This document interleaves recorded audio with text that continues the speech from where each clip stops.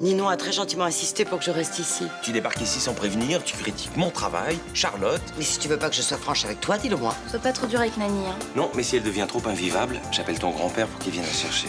Ça va plus très bien entre ton père et moi. C'est une dispute de vieux couple, rien de plus. Tu vois, si j'avais un article à écrire sur un couple de légendes, je le ferais sur eux. Il faut que t'appelles papa. Taratata. Je viens d'avoir mon père. Il a vu un avocat pour entamer une procédure de divorce. C'est Charles. Ce type est un enfoiré de première. S'il disparaît, c'est pas une grosse perte. Non mais tu te rends compte de ce que tu dis? Et qui pouvait le détester à ce point-là? C'est pas toi qui l'as tué. Comment peux-tu me poser une question pareille? Il est bien capable d'avoir mis en scène sa propre disparition. Les flics m'ont interrogé. Ils pensent que Guillaume a tué Charles et que je suis sa complice. Mais je suis sûre qu'elle est derrière ce crime. Moi? Mais je la penserai. Bah elle est complètement à l'ouest. T'as vu papa? Il faut du temps pour avoir un droit de visite. J'ai un message pour vous de la part de Guillaume Leserman. Il voudrait que vous récupériez quelque chose dans le coffre d'une bagnole. On est vraiment bien sans elle. Qu'on soit noir ou blanc.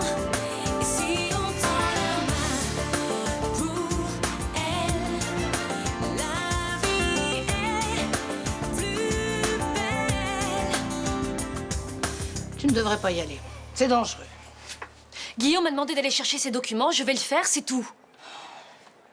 Mais quoi? Qu'est-ce que tu es censé faire avec ces documents? Je sais pas. Le type ne m'a rien dit.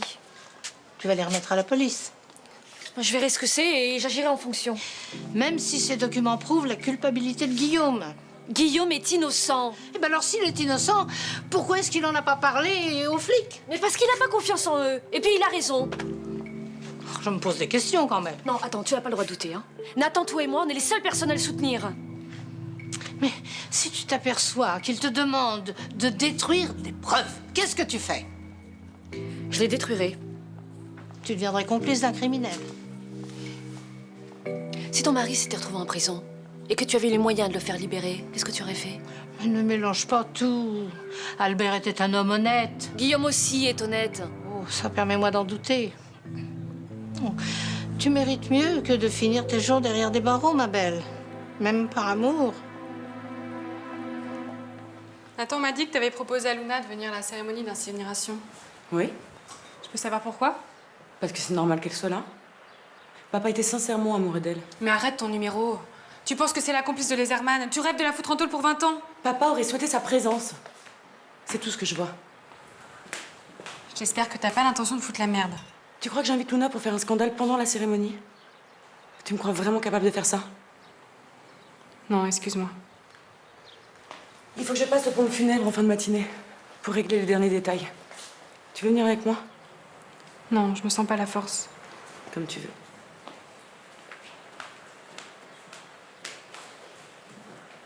C'est la mallette de papa? Oui. Comme ça, j'ai l'impression qu'il est encore un peu avec moi.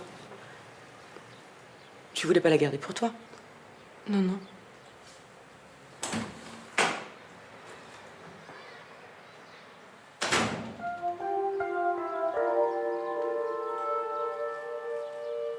Les nouvelles aventures d'un Polonia sont-elles encore plus torrides que les premières?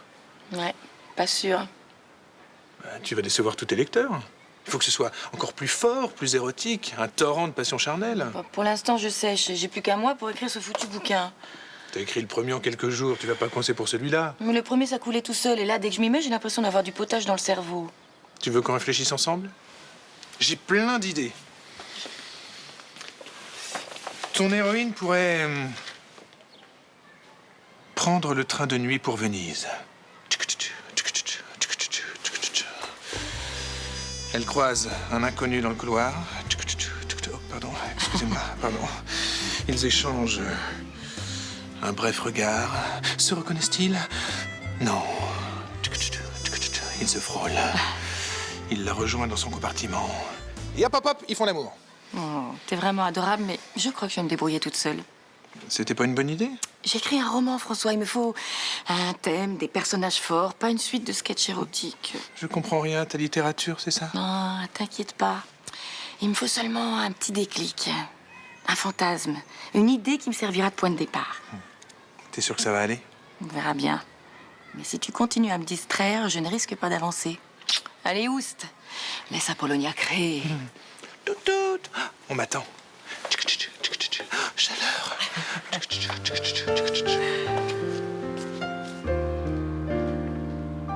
Charlotte, j'ai un service à vous demander. Je vous écoute.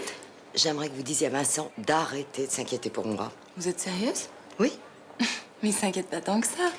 Il se pose des questions, c'est tout. C'est normal de la part d'un fils pour sa mère, non? Vous trouvez? On dirait que j'ai 15 ans et que je ne sais pas gérer ma vie. C'est pesant à la longue. Vous exagérez pas un tout petit peu? Non. Oh, effectivement, Francis et moi, on traverse une petite période de crise.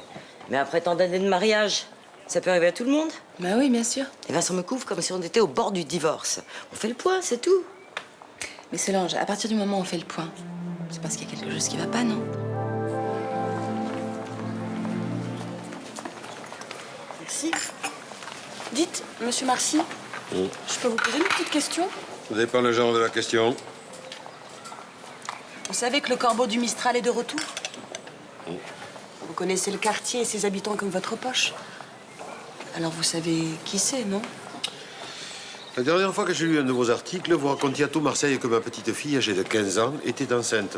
Alors ça me donne aucune envie de répondre à vos questions. C'était un portrait sociologique et qui a beaucoup plu d'ailleurs. Puis vous savez, monsieur Marcy, moi je fais que mon travail. Moi aussi, mademoiselle. Seulement, des fois, je suis dérangé par des broutilles sans intérêt. Bonjour. Salut, Mignon. Roland n'a rien voulu vous dire? Non. Il me l'a joué Papy fait la résistance. Dites-moi, je me disais un truc. Vous savez que j'habite dans ce quartier. Donc je connais tout le monde me connaît. Oui, et? Je peux récolter des informations à votre place si vous voulez. Ah non, tu sauras pas faire ça. Mais tout le monde me connaît, ils seront plus enclins à me faire des confidences. Et puis, si j'apprends rien, ce sera pas pire que vous. Théo, t'es un peu gonflé, non? C'est une qualité dans ce métier, n'est-ce pas? Allez, dites oui, s'il vous plaît, s'il vous plaît. Ouais, ok. Tu collectes les témoignages, mais c'est moi qui rédige le papier. Ça me va. Alors, je veux des infos sur le corbeau uniquement, ok? Qui soupçonne qui pense que Livia est encore vivant? Est-ce que quelqu'un l'aurait vu? Mais surtout, à chaque fois, tu vérifies en premier la source d'origine. Tu te méfies des rumeurs. Un quartier en ébullition à cause des rumeurs. Ça pourrait faire un bon sujet, ça. C'est pas idiot, ça. Eh, mais c'est moi qui suis censée avoir ce genre d'idée, pas les petites stagiaires. Désolée. Va falloir que je me méfie de toi. T'es un peu trop maligne. Tous les égouts ont été bétonnés avant-guerre pour éviter des effondrements. Donc il est impossible que vos parents y aient caché des manuscrits pendant la guerre. Vous êtes sûr que ces plans sont les mêmes que ceux qui ont été volés au cadastre? J'ai eu la confirmation de l'employé cadastral. Donc c'est une fausse piste. Oui, mais ça veut dire que le voleur, que ce soit Frémont ou un autre, n'est pas plus avancé que nous. À vrai dire, vous savez, j'ai du mal à m'enthousiasmer pour cette chasse aux manuscrits. Vous préféreriez que Guillaume la fasse avec nous? Ah oui. Pas tellement pour les manuscrits, parce que ça, ils peuvent bien rester où ils sont, ça m'est égal. Mais c'est pour Nathan. Il a besoin de son père. Il n'a pas encore été condamné, hein. Bien sûr, mais en attendant, il est en prison. Et si on essayait de téléphoner au musée pour lequel Guillaume travaille? Quelqu'un pourrait témoigner qu'il ne cherchait pas ses manuscrits pour son propre compte. J'ai tenté de les joindre plusieurs fois déjà. Et? À chaque fois, j'ai reçu la même réponse. Nous ne connaissons personne du nom de Leserman. C'est étrange. Non, Guillaume m'avait prévenu qu'il n'irait. Il faut insister, dire qu'il se passe quelque chose de grave. Vous avez le numéro? Oui.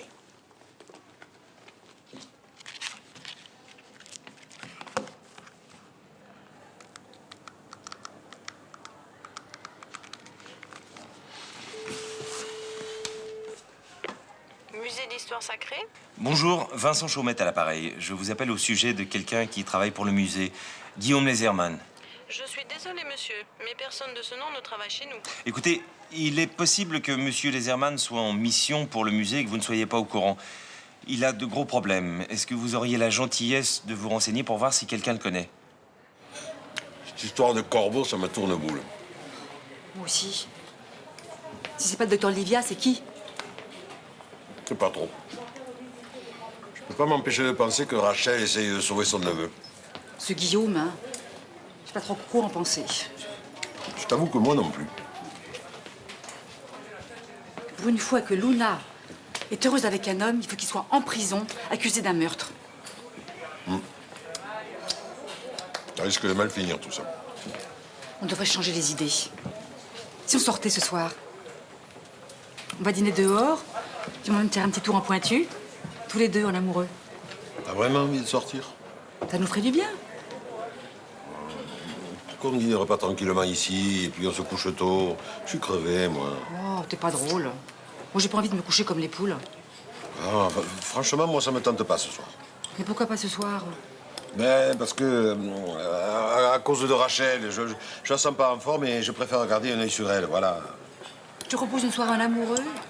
Toi, tu préfères faire du mamie-sitting.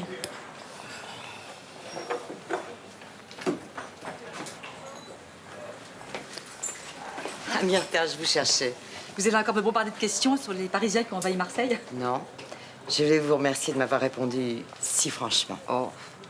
Ça vous dirait d'aller au théâtre? Ah oui? Quand ça? Ce soir, j'ai 2 places pour La Mère Courage de Brecht. Oh, ça fait une éternité que j'ai pas été au théâtre. Ça me fait très plaisir. Et puis ça changera les idées, hein.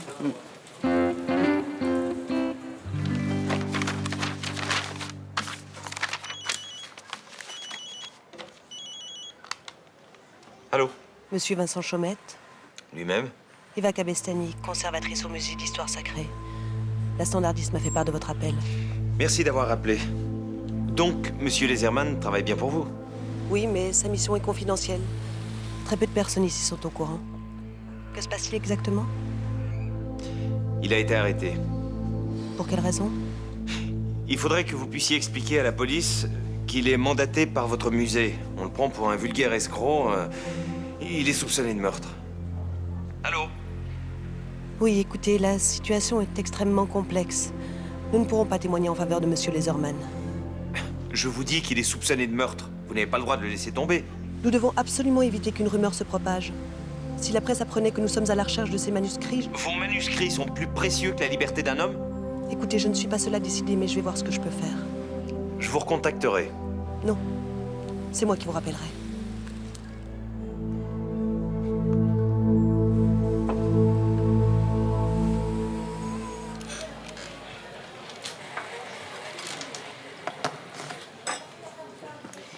Mélanie, que penses-tu de cette histoire de corbeau qui met en émoi tout le Mistral?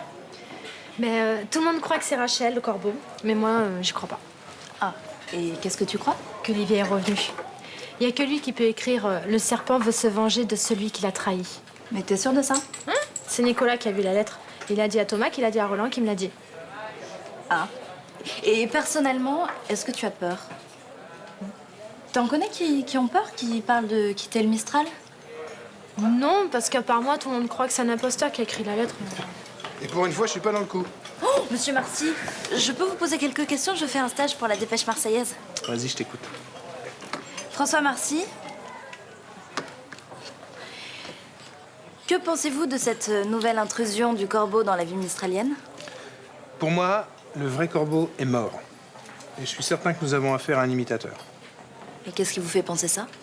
Les auteurs des lettres anonymes font toujours des émules, je suis bien placé pour le savoir. Vous faites allusion aux fausses lettres que vous aviez écrites? Oui. Et tu peux écrire noir sur blanc que c'est une belle connerie de faire ça. Ça perturbe l'enquête de la police, ça met des gens en danger, et on finit toujours par le payer très cher. Tu peux me citer? Très bien. Encore une question? Mais attends, ce type-là, ce tolard, il demande de faire quoi exactement? D'aller chercher des documents pour Guillaume dans un parking. Mais tu gardes ça pour toi, hein? Tu devrais pas le faire. Hein. Et pourquoi? Toi, quand Vincent est filtré fin ici, tu as pris des risques pour lui. Attends, ma chérie, j'ai pris le risque qu'il épouse Céline. J'ai pris le risque de lui faire confiance alors que tout le monde le prenait pour un pourri, mais voilà. Et pourquoi tu as fait ça? Mais parce que je l'aime, je voulais le soutenir. Mais toi, c'est complètement différent, attends. C'est une affaire de meurtre. Mais moi aussi, je l'aime. Moi aussi, j'ai envie de le soutenir.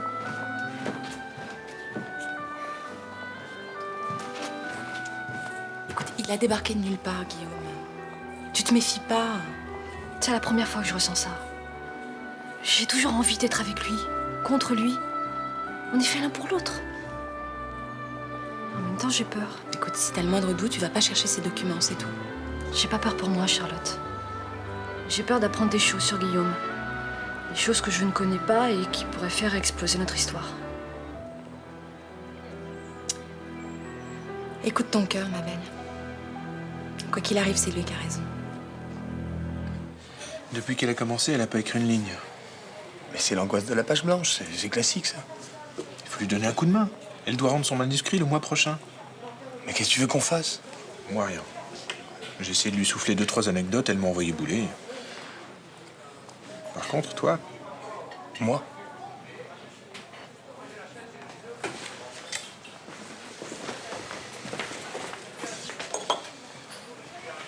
Je me suis dit qu'avant de rencontrer Nicolas, t'avais une vie un peu dissolue. T'as sûrement plein de trucs à raconter. Oui, et... Tu pourras en parler à Blanche, pour l'inspirer. Mais je vais quand même pas raconter mes délires sexuels à ta femme. Pourquoi pas? Mais c'est ma vie privée, François. Raconte-les-moi. S'il te racontait quoi? Rien. Désolé de pas pouvoir t'aider. Bah, je peux peut-être t'aider, moi. C'est pourquoi? C'est pour rien. J'y vais. Tu me raconteras?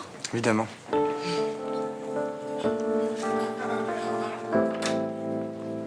Oh, que tu es belle. Mais c'est une apparition. Oh, c'est gentil, ça. Excuse-moi pour tout à l'heure, j'ai été un vieux machin pantouflard. Oh, c'est pas grave. Alors écoute, pour me faire pardonner, je vais aller chercher une bouteille de champagne et 2 flûtes et on va se la boire au lit, un amoureux. Mais en voilà une bonne idée. Sauf que, Quoi? mais comme tu voulais pas sortir, j'ai accepté une invitation. Oh, tu me fais marcher, là. Mais pas du tout. Tu m'en veux? Non, enfin, si. Tu sors avec qui? Mystère. Ce n'est pas un homme, si ça peut te rassurer. Au revoir, mon amour.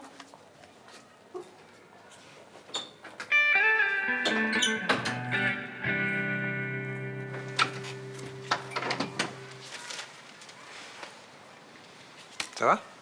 Pas terrible. Je crois que je vais appeler mon éditeur pour lui dire que je laisse tomber. C'est peut-être ce qu'il y a de plus simple. Mais en même temps, j'ai envie de le faire. C'est une chance incroyable. Il y a tellement de gens qui voudraient te publier. C'est sûr. Qu'est-ce qu'il y a? Rien. Je te connais, je vois bien qu'il y a quelque chose. Tu vas me trouver idiot? Si tu me dis rien, sûrement. Je t'ai acheté des magazines. Des magazines dégoûtants. Des couples racontent leurs aventures. Fais voir.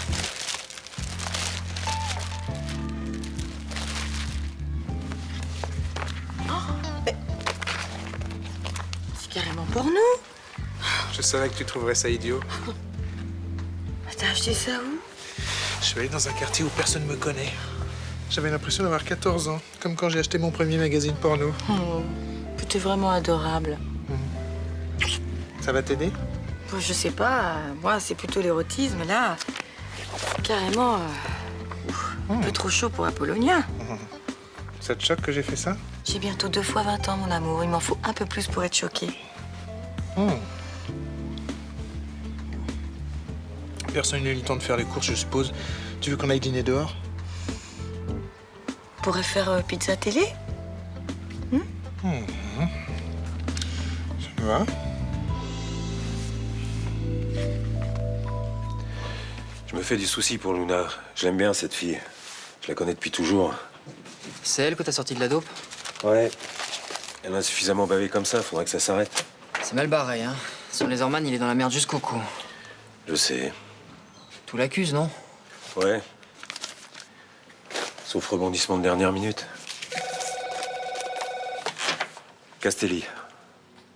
J'ai une information sur le meurtre de Charles Frémont. Je vous écoute, madame. Je peux avoir votre nom, s'il vous plaît? Cette nuit, dans le parking souterrain de la gare Saint-Charles, au 3e sous-sol, vous trouverez un véhicule. La complice de Laserman ira chercher dans le coffre un document qui contient les preuves de sa culpabilité. Comment le savez-vous? Merde. Tu crois que c'est sérieux? J'en sais rien, mais faut aller voir. Bon, bah, si j'ai bien compris, c'est parti pour une soirée sandwich dégueu, café dégueu et pied de grue. Y a pas besoin d'être 2 pour se taper la faune nocturne de la gare Saint-Charles. C'est mieux quand même. Rentre chez toi, je te dis, repose-toi. Écoute Léo, je peux très bien venir. Je sais. Mais si c'est l'intox et que je me tape une nuit blanche pour rien, demain, faudra que t'assures pour 2. Ah, c'est cool. Surtout que Thomas, pour l'instant, il est un peu sur les nerfs avec mes horaires. Il devrait pas sortir avec un flic. Et lui de ma part. Je lui dirais, ouais. Ciao.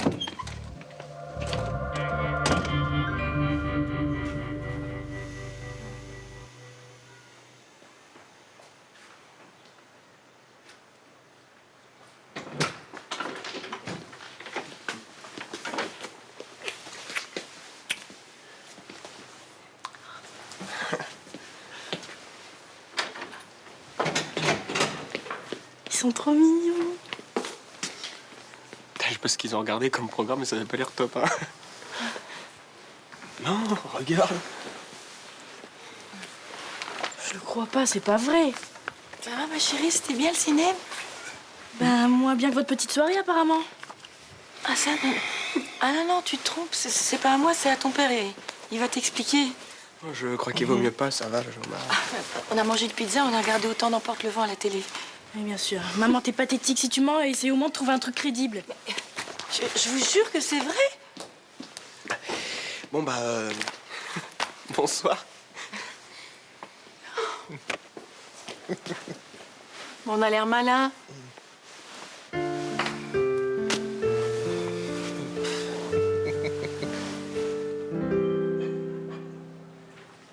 Je vais me coucher. Tu viens? Non, pas tout de suite. Tu vas pas attendre ta mère, quand même. Mais non, de toute façon, elle a ses clés. Elle est venue me voir ce matin. Elle veut pas que tu t'inquiètes pour elle. Bien sûr. J'ai eu papa au téléphone. Il voit un avocat pour se divorcer. Et il faut surtout pas que je m'inquiète. Oh, c'est une femme active, elle rebondira. J'en suis pas si sûr. D'après ce que tu m'as dit, elle a toujours passé sa vie entre deux avions. Un article à faire par-ci, une expo à voir. C'est pas le genre de femme au foyer collée à son mari, quand même. Non. Mais elle partait parce qu'elle avait un port d'attache. La maison, papa ou moi quand j'étais encore là. Bah, elle s'en créera un autre. Pas sûr. Je crois pas qu'elle aura l'énergie de tout recommencer. Oh, mais écoute, elle est encore jeune, énergique. Elle va prendre sa vie en main comme elle l'a toujours fait, tu vas voir. Espérons que tu as raison. C'est vrai, ça prendra peut-être un peu de temps, mais je sais pas, on est là, on pourra l'aider. Je suis pas sûr de tenir le coup si elle s'installe à Marseille. Oh, écoute, on n'en est pas là. Eh, fais-lui confiance un peu. J'ai du mal à croire que ça va bien finir. Bon, allez, viens te coucher.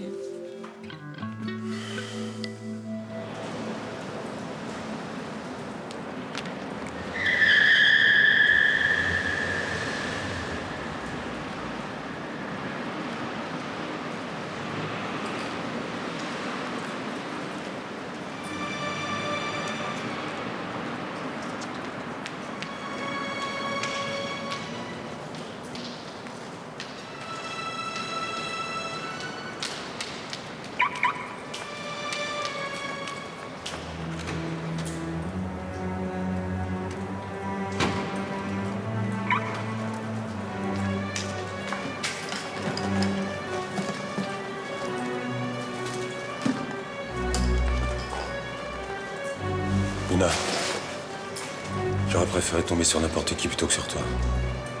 Faut savoir ce que tu fais avec la mallette de Charles Frémont.